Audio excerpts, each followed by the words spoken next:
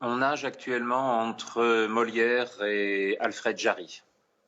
On est entre le malade imaginaire, les précieuses ridicules et Uburois. Et donc on voit qu'on invente des chiffres, ça a été le cas ce week-end, 376 morts ont été ajoutés, puis retirés, puis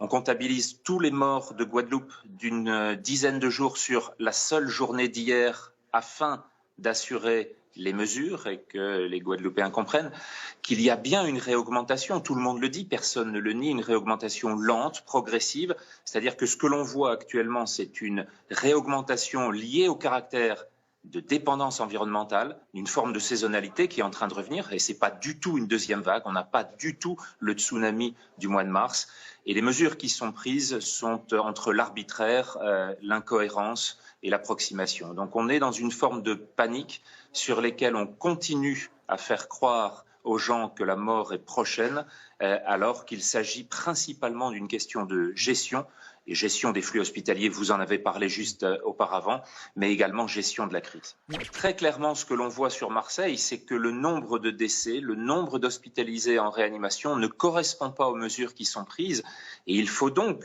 dans ce contexte-là, bien comprendre pourquoi ces réactions et pourquoi les élus de tous bords de Marseille réagissent avec la logique qui est la leur pour comprendre ces conséquences dramatiques sur le plan sociétal, sur le plan social et économique, mais aussi sur le plan sanitaire, parce qu'il va y avoir des patients qui ne seront pas soignés à cause de cette panique. Il va y avoir des augmentations du nombre de décès par maladie cardiovasculaire et par cancer à cause de ces défauts de prise en charge. Et tout cela doit maintenant être réuni et transmis dans des cahiers de doléances qu'il faut faire remonter au ministère de la Santé et des tombolas, puisqu'on a appris hier soir que cela faisait partie également des attributions confiées à ce ministère.